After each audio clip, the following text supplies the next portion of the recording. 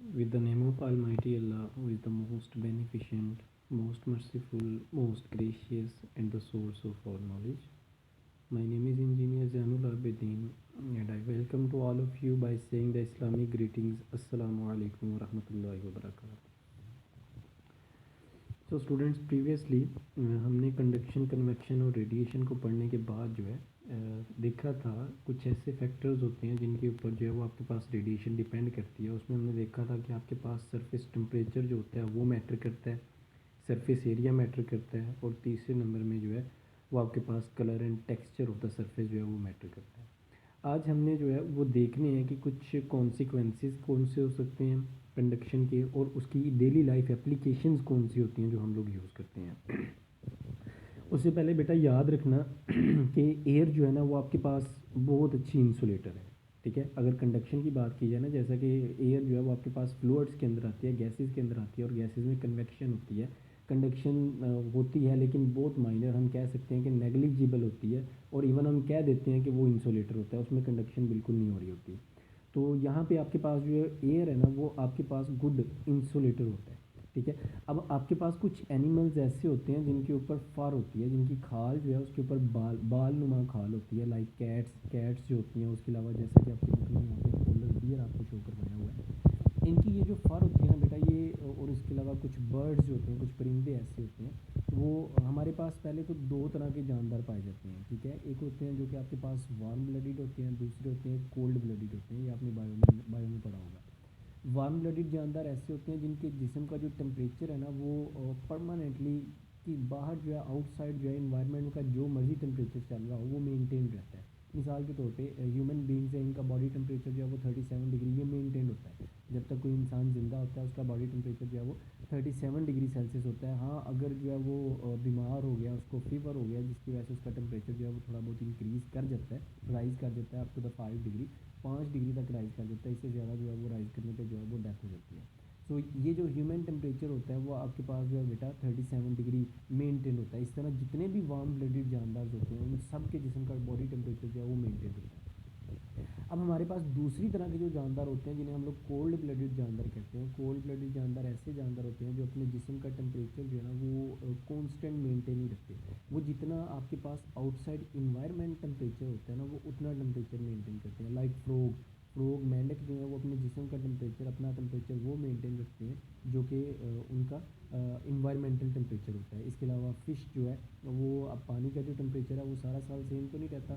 गर्मियों में पानी का टेम्परेचर जो है वो बहुत ज़्यादा हो जाता है, और सर्दियों में पानी का टेम्परेचर जो है वो कम हो जाता है। तो उस टेम्परेचर के लिहाज से वो अपने बॉडी टेम्परेचर को जो है वो एडजस्ट कर लेते हैं, मेंटेन कर लेते हैं।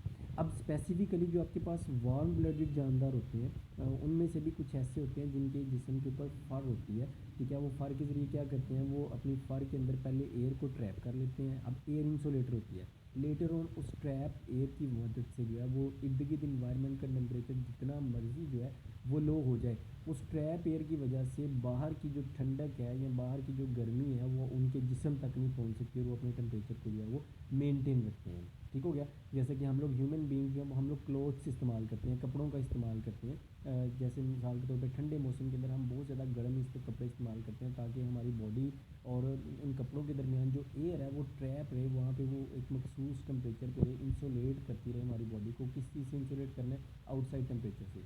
इसीलिए आप देखते हैं कि जो चीज़ जिस जिस चीज़ को आपने ढांपा हुआ होता है, मिसाल के तौर पे अगर आपने अपना हेड कवर किया हुआ है, अपनी बॉडी कवर की हुई है, तो उसका वो आपको जो है वो वार्म महसूस होती है। लेकिन अगर अपने हाथ पाँव जो है वो आपने सर्दियों में ढांपे नहीं होते तो उनका टेम्परेचर जो है वो आपको बहुत कम, बहुत ही जो है ना वो बहुत ज़्यादा ठंडे हो रहे होते हैं। ऐसा लगता है जैसे वो बहुत कम टेम्परेचर के ऊपर जो है वो मेंटेन होते हैं। वजह सिर्फ यही है कि ट्रैप एयर जो होता है पूरी बॉडी के अंदर एयर ट्रैप की हुई होती है, वो इंसुलेट कर देती है बॉडी को, और हाथों पाँवों में हमने एयर ट्रैप नहीं की होती इसलिए जो है वो इंसुलेट नहीं हो सकते।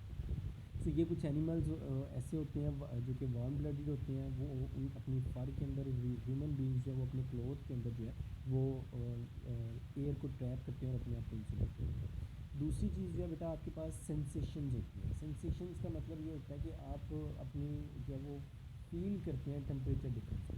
मिसाल के तौर पे जैसे कि उसने यहाँ पे एक एग्जांपल कोट की हुई है कि अगर आप जो है वो किसी एक दरवाजे को हाथ लगाते हैं, that is made up of would जो कि आपके पास लकड़ी का बना हुआ है और उसका जो लॉक है, उसकी जो नॉब है वो आपके पास मेटेलिक है, किसी मेटल से बनी है। अब आप दोनों सेम टेम्परेचर के ऊपर है, लेकिन अगर आप देखेंगे तो वुड को अगर आप अपने हाथ से छू के देखेंगे, when you will touch the wood by your hand, then you will feel a little bit cooler surface of the wood. But when you touch the metallic surface, it will be more cooler than the surface of the wood.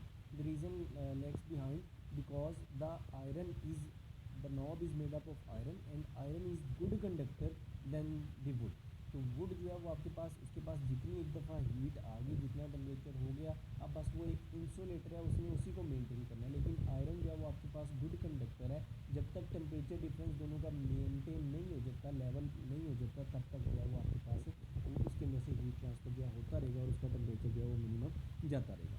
ठीक हो गया। तो ये आपके पास कुछ इसके consequences है conduction के, जो हम लोगों ने ये देखे हैं। उसके अलावा डेली लाइफ एप्लीकेशन जो है कंडक्टर्स ऑफ हीट की वजह। कंडक्टर्स जो है ना बेटा, सबसे पहले जो है वो हमें इस चीज़ का अंदाज़ा कि कंडक्टर वो सब्सटेंसेस होती हैं जो कि हीट एनर्जी को, थर्मल एनर्जी को अपने अंदर से पास थ्रू होने देती हैं, उसे हम कहते हैं कि वो आपके पास कंडक्टर्स कहलाते हैं। अब कंडक्टर आप डेली लाइफ के अंदर बेशुमार कंडक्टर्स आपके पास, आपके घर के अंदर जितने भी खाना पकाने वाले बर्तन हैं वो सारे के सारे कंडक्टर्स के अंदर आते हैं। आप आयरन यूज़ करते हैं, इस्त्री, वो भी आपके पास कंडक्टर्स के अंदर आती है। इवन हर चीज़ जो आपके पास मेटल से मिलके बनी होती है वो कंडक्टर होती है। ठीक हो गया। अब वो किस तरह से काम कर सकती है, उसमें कौन कौन सी चीज़ किस तरीके से इन्वॉल्व होती है। मिसाल के तौर पे कि आपके पास जो आपके किचन के अंदर क्रॉकरी है, जितने भी यूटेंसिल्स होते हैं, वो सारे के सारे जो है बेटा, वो केटल्स जो हैं, वो सॉस पैन, बॉयलर जो हैं, वो सारे के सारे उनमें डायरेक्ट हीटिंग जो है वो इन्वॉल्व होती है और वो कंडक्टर्स होते हैं।